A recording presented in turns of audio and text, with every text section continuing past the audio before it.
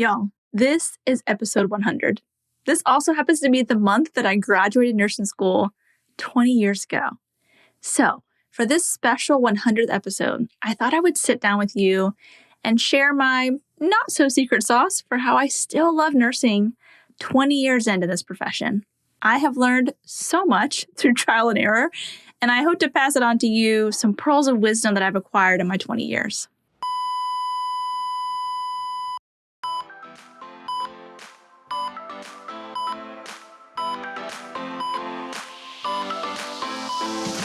Hey there, I'm your host, Sarah Lorenzini, a rapid response nurse and educator who loves telling stories to teach critical thinking. This podcast is for nurses who want the knowledge, skills, and confidence to respond to any emergency. With almost 20 years of experience in the ER and critical care nursing, and a master's degree in nursing education, I have a lot of stories to share, and I love to nerd out and break down the pathophysiology, pharmacology, and nurses' role in emergencies. Stories bring learning to life. It is way easier to learn from and remember the stories that my colleagues and mentors have told me than anything I've read in a textbook. And that is why I made this podcast. Every episode is packed full of exactly what you need to know to handle whatever crisis that could arise on your shift. It's one thing to get the right answer on the test, but knowing how to detect when your patient is declining and what to do when your patient is crashing is what will make or break your day and might just save your patient's life. Before I dive in, I wanted to give a quick disclaimer. I do not want to downplay the lived experience of so many nurses who are hurting right now. If you are struggling right now with burnout, I want you to know that there is hope, but all the things that I'm about to share might not be the solution for you. A break might be the solution. I don't know what types of challenges you're facing, what type of toxic unit culture you might be stuck in, what type of oppressive leadership you might be under. I cannot nor will not tell you to stay in nursing if your soul needs a break. I don't want anyone to feel like there's any judgment from me if you're not as excited about being a nurse as I am, because nursing is hard, I know, especially the last 4 years. So if you need time to heal, take it. I'm not a professional counselor or therapist. None of this is medical advice. But I have learned a thing or two over the years that have helped me build resiliency and help me overcome the many challenges inherent in nursing and still be excited to show up to work almost every shift.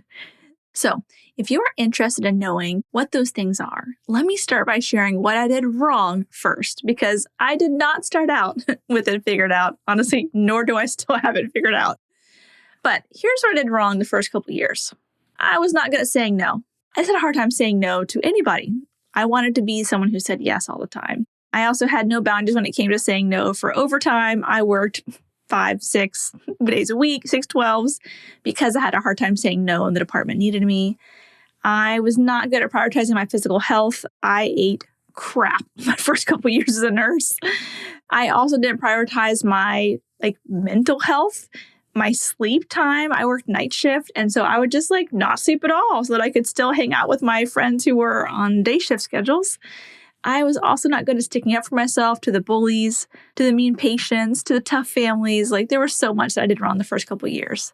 But there's also, fortunately, some things that I did right, which is how I think I didn't burn out early on. I've always been one to love to learn. And so I was just constantly studying outside of work, constantly trying to get more information, trying to keep it fresh. I did take time to prioritize connecting with patients. Even if the tasks were piling up, I always wanted to make sure I had that human connection with my patients. I sought out mentors early on to try to emulate what they were doing well. I joined committees, and I wanted to be a part of changing things for the better. And I also became a preceptor early on. I think that helped me really dive headfirst into learning more because I wanted to know my stuff since I was precepting. So when I look back over my 20-year career, hindsight makes it easy to see what has served me well and what has not. Here are some practices that I've implemented into my life that help me grow and thrive as a nurse. So I'm just going to list them all out and then go back and explain each one of them in more detail. So advocate for yourself, celebrate your wins, keep challenging yourself to learn more, find someone to mentor you and someone you can mentor, and be a part of the change that you want to see in your department and healthcare as a whole.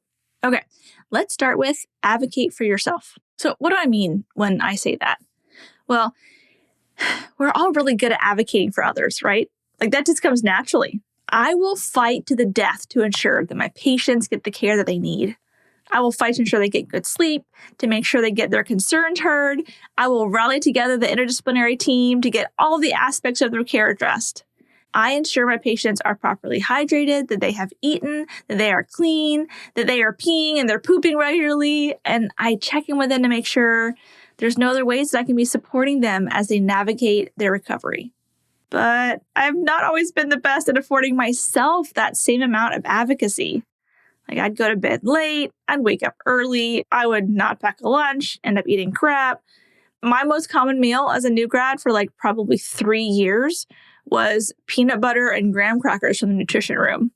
I remember a very clear moment when I realized that I wasn't advocating for myself as well as I did for my patients. When I had recently returned from my first maternity leave, I was nursing my son, and I was struggling to find ways to squeeze in pump breaks amidst a busy shift as an ER nurse. I rarely pumped as often as I needed to, and I spent much of my shift just uncomfortable because I needed to pump, and then stressing at the end of the shift because I hadn't pumped enough while on shift. One day I had a postpartum mom come into the ER as my patient, and when I found out that she was breastfeeding, I made calls and had to do a lot of coordinating to get her a breast pump and all the supplies to pump for her baby. And once I finally got her all set up to pump and store her milk for her baby that was at home, I realized that I was 3 hours overdue on pumping for my baby. And how ridiculous it was that I'd spent so much time doing all of this for her, even though it had nothing to do with why she came to the ER. And here I was neglecting my own needs. So something had to shift in how I viewed and prioritized my needs so that I could better care for other people. So not only did I need to advocate for my physical needs, but also my own mental health and wholeness. I had mentioned that I had a hard time saying no when the department needed me. And when someone disrespected or took advantage of my kindness or my generosity, I just kind of suck it up and move on. But you know what? Like that starts to beat down on you after a while. So here's what I do now. When it comes to staff in the hospital, if I really want the overtime, say I'm saving up for something and I don't feel like it would be overly taxing on my body or on my mind to pick up that extra shift, then I say yes, with gratitude for the opportunity to earn extra money and help out my team. But if I don't feel that I have the bandwidth or I have something else planned, then I say no. Knowing that by saying no to an extra shift, I'm actually saying yes to something else. I'm saying yes to my own rest, to time with my own family, and to keeping my commitments. And I don't feel bad because what I'm saying yes to is important also. When it comes to advocating for myself with regards to how others treat me, like for patients and families, I don't tolerate abuse. And it starts with my introduction. I no longer say, I'm Sarah and I'll be your nurse today, as if they own me or I'm some like paid labor or servant. Instead, I've learned to say, I'm Sarah and I'll be the nurse caring for you today. And it's a subtle shift, but in my mind and my heart, there's a difference there. Like I am here to provide care gladly, but I'm not here to provide 5-star hotel room service or be their punching bag for verbal assaults. When patients or their families are yelling or demanding, honestly, customer service is not the priority. Safe patient care is the priority. The customer is not always right in healthcare. I would say to the patient who is yelling at me or being rude, listen, I will always treat you with respect, and I ask for the same respect in return. Or that is not an appropriate way to speak to another human. Let's be clear, I am not your servant, I am a nurse.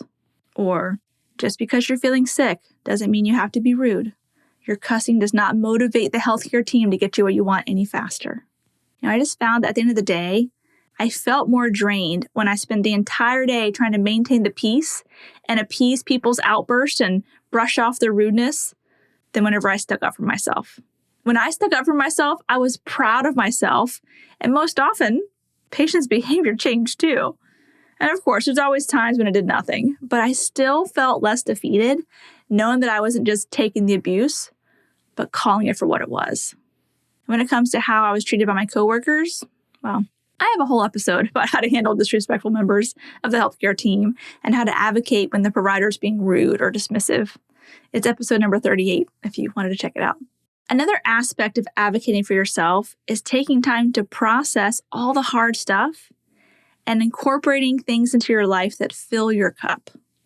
So, what do I mean by that? Hey guys, I'll get back to the episode in just a second, but I wanted to pause to let you know that if you love my podcast but wish there were more of these awesome episodes, well, I have great news for you. There is more. My Rapid Response Academy is basically podcast 2.0, plus the huge added bonus of community. I love hosting this podcast, but it's just me, recording into a microphone often by myself. And this extroverted gal who loves to both teach and mentor nurses just wanted more. So in the community I created, I get to teach live every Friday and break down topics that I think every nurse needs to know. From deep dives into the pathophys of every emergency you can think of, to some of the heart of nursing topics as well, like how to advocate with confidence for your patient, how to de-escalate situations, how to deal with bullies on the unit, how to be an amazing preceptor and charge nurse, and some of the mindsets and boundaries that have helped me stay in nursing for the last 20 years, not burn out, and thrive at the bedside. I love the opportunity to answer your questions live, and it's such a joy to see nurses supporting each other in this community. So, if you're an acute care nurse that wants to expedite your growth as a nurse and invest in yourself so that you can provide the best care to your patients, you would love my Rapid Response Academy. So to learn more, I put a link in the show notes for you. Hope to see you there. When it comes to all the challenging stuff that I see at work, I need to take time to both process all of that and time to disconnect and recharge so that I can go back and face all of those challenges once again. I often drive home in complete silence, just to give myself space to think and process all that I just saw, to feel all the feels and work through the emotions of seeing so much suffering and sadness and pain and fear, anxiety, and crisis for 12 hours. I also have certain people in my life that I know are a good sounding board for the extra difficult patient situations. I really rely heavily on my nursing friends because they just get it. My husband is genuinely the best human that I know, and he has so much empathy and is just the best listener. But he isn't a nurse. And sometimes you just need a nurse who knows what you go through to kind of bear the burden with you. And sometimes you need more than just a good friend. You need a trained counselor who can help you process and develop some healthy strategies for coping and resilience. So don't wait until you, quote, need a therapist to find a good one. And when it comes to filling your cup, what does that mean? Think about your capacity to care for others like a cup. And when the cup is full, you actually have something to give. You have compassion and kindness and generosity and patience. And when the cup is empty, you're tired and unmotivated, get easily annoyed, and have limited patience. So the question is, what fills your cup? If all you're ever doing is pouring out, giving all you have to your patients and your spouse, your children, and you never participate in activities that fill your cup, you will run dry. And running on empty burns up the engine. So take a moment to think about all the things that fill your cup. Like what gives you life, rejuvenates you, what makes for a good day for you? I actually made a list for myself years ago, and I try to fit in those things into my month to ensure that my cup stays full so that I'm giving back to my patients and my family from a place of fullness, not scraping the bottom of the barrel. So here's some things on my list. Adventuring with my family, dancing with my husband, cooking, crocheting, sitting in a hammock, catching up with my sister, getting boba tea with my bestie, prayer and journaling, being by any body of water, like any pools, lakes, the river, the ocean, any body of water is great. Margaritas and chips and queso, so therapeutic. Holding babies, singing at the top of my lungs with the windows down, with the wind in my hair, snuggling my kiddos. The list goes on and on. When I find myself feeling like I'm running on empty, that's when I know I've been pouring out more than I've been filling up. And it's time to get up my list and go spend my time doing something that will fill my cup. So if you're working so much overtime that you don't have time for cup filling activities, I'm sorry to tell you, but it will catch up with you. Please give yourself a break and take some time off. If you find yourself spending all of your days off and any downtime just scrolling social media or binging movies or TV, well, that is a symptom, not a solution to how tired you are.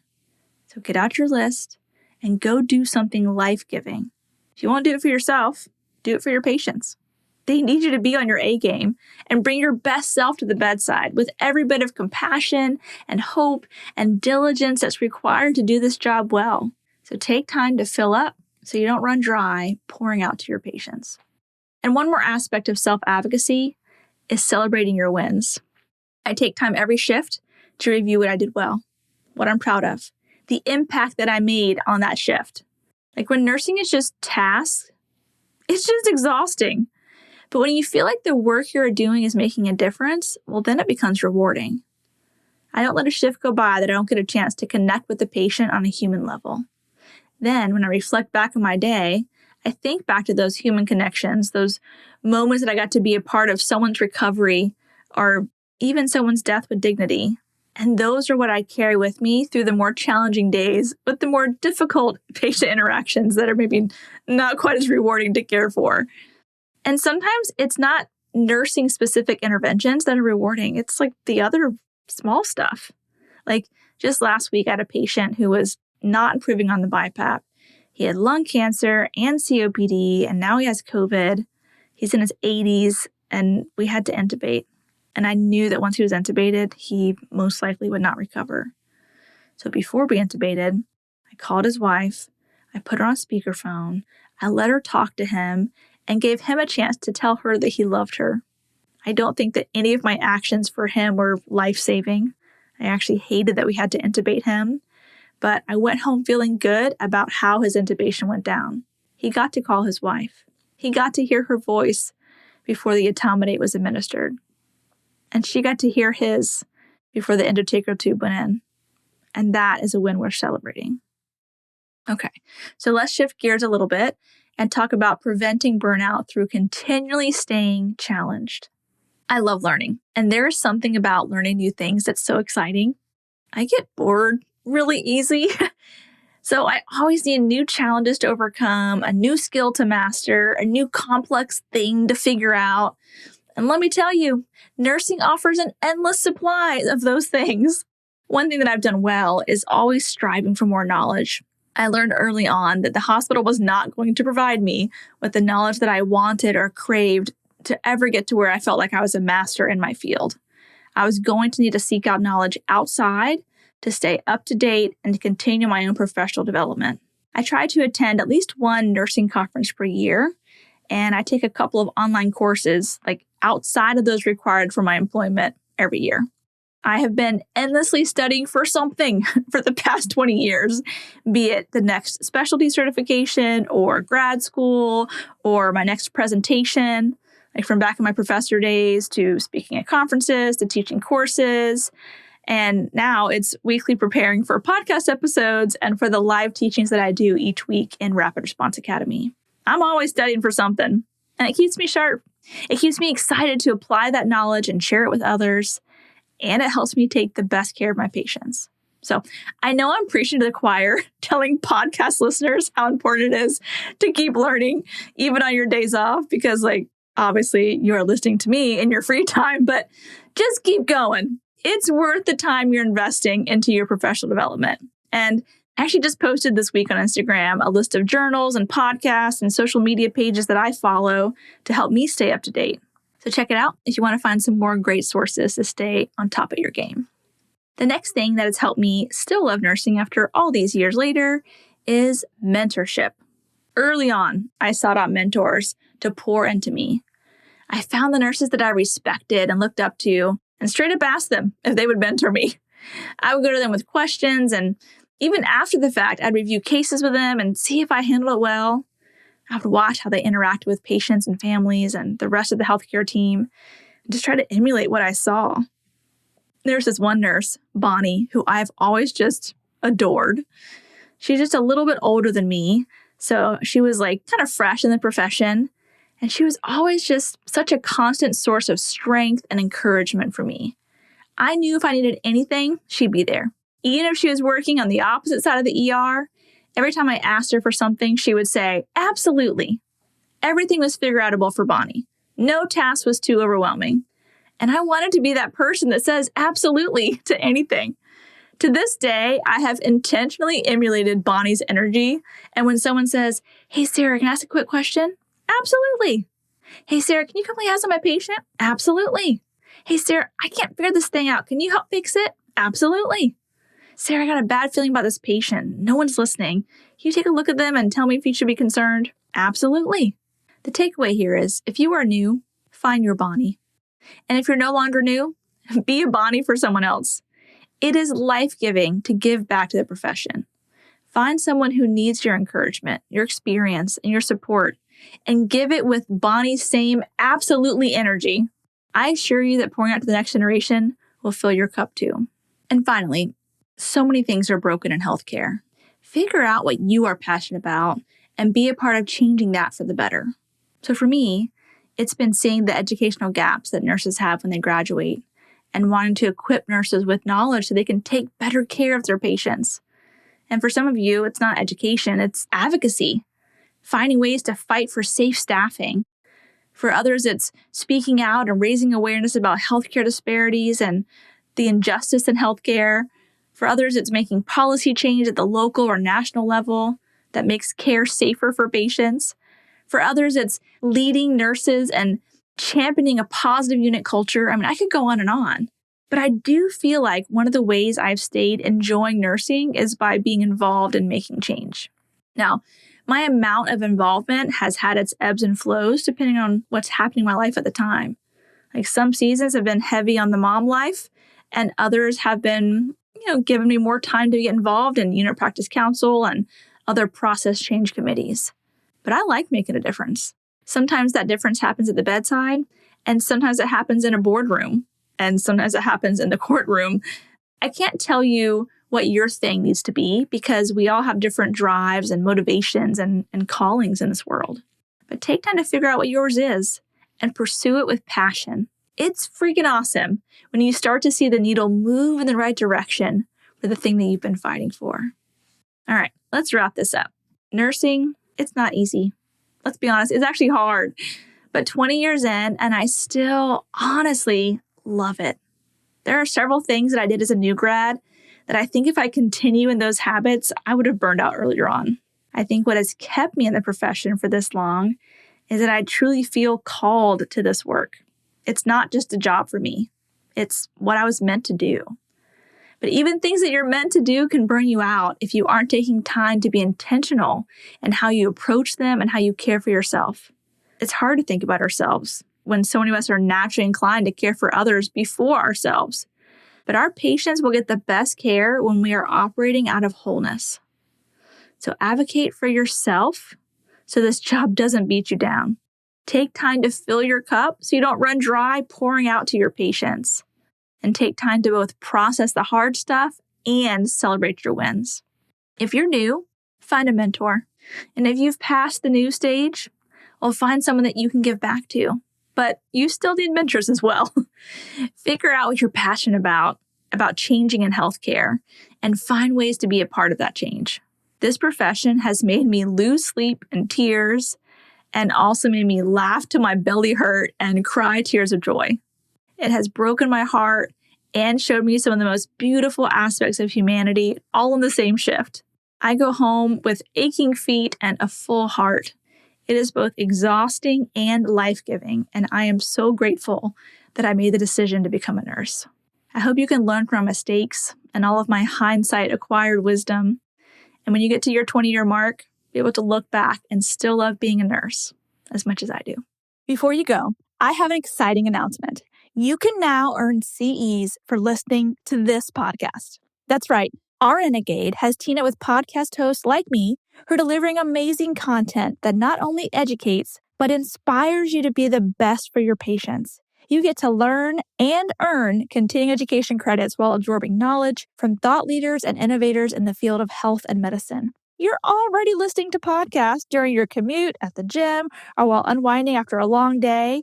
So why not earn your CEs at the same time? And that's where pod classes come in. Yep, it's just what it sounds like. It's CE Learning through podcast.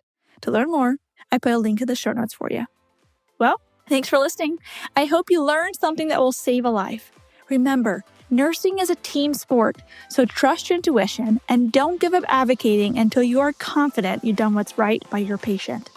The views and opinions expressed on this show are that of Sarah Lorenzini's. That's me and mine alone. They are not intended as medical advice and should not take the place of your institution's policies or procedures. Evidence-based practice is ever-changing, and your patient care should reflect the current best practice. So if you want to get in contact with me, you can shoot me an email at sarah@rapidresponsern.com or on all social media platforms as the Rapid Response RN.